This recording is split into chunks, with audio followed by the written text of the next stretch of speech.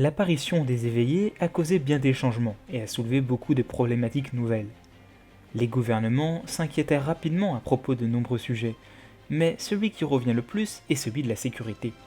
Que cela soit à l'extérieur ou à l'intérieur du territoire, il est difficile de faire face aux nombreux imprévus soulevés par l'apparition de cinglés possédant des pouvoirs.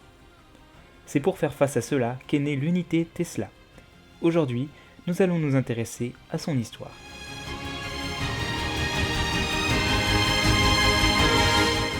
L'histoire commence sur un champ de bataille. Intervenant dans un pays d'Afrique, le général Enirt dirige une troupe qui a pour but de se débarrasser d'insurgés.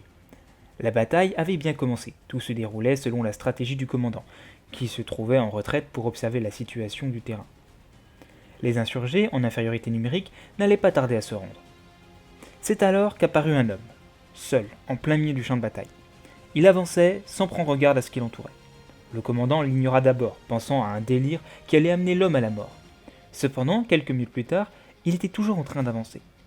Le dirigeant, intrigué par ce phénomène, observa l'ennemi à la jumelle. Il constata avec stupeur qu'il ne semblait souffrir d'aucune blessure. C'était même pire que ça, les balles semblaient incapables de l'atteindre. Une grenade vola en sa direction, mais soudainement elle fut déviée de sa trajectoire initiale avant d'atterrir à une dizaine de mètres de là. C'était comme si un coup de vent miraculeux l'avait sauvé, sauf qu'il n'y avait pas un souffle de vent.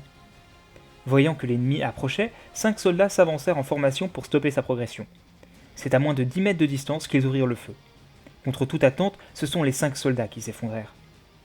Paniqué et comprenant qu'il y avait définitivement quelque chose qui n'allait pas, le général attrapa sa radio et ordonna à tous ses hommes de faire feu sur l'ennemi.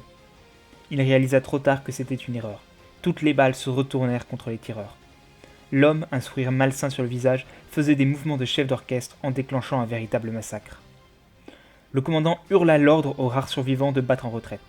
C'était la première fois de sa carrière qu'il devait fuir face à un seul adversaire. Lorsqu'il fit son rapport pour expliquer sa défaite, on le traita de fou, on menaça même de le dégrader.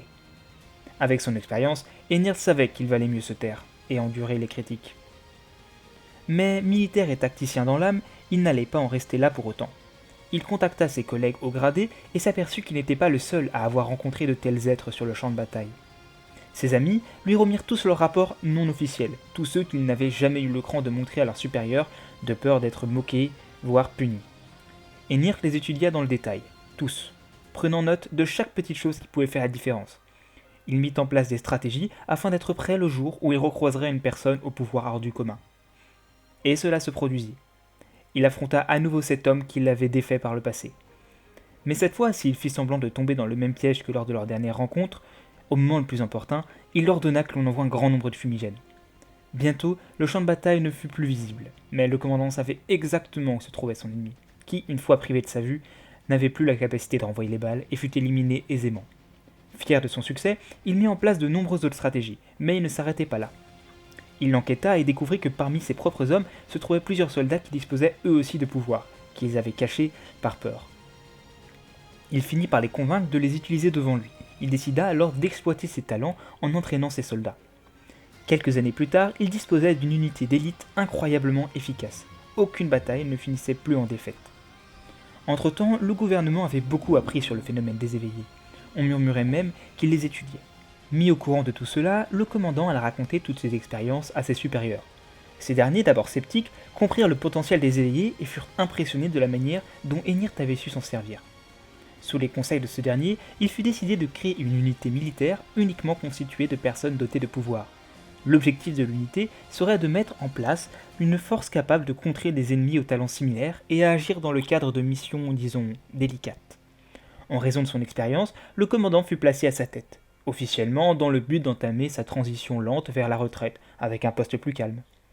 C'est dans la ville de Karakia qu'on installa la première caserne, et on baptisa ce détachement Unité Tesla.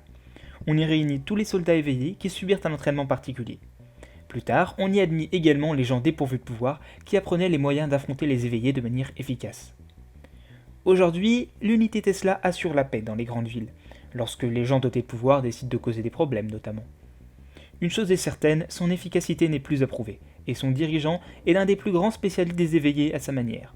Comme il le dit souvent, à l'épée divine, j'opposerai le bouclier de la raison.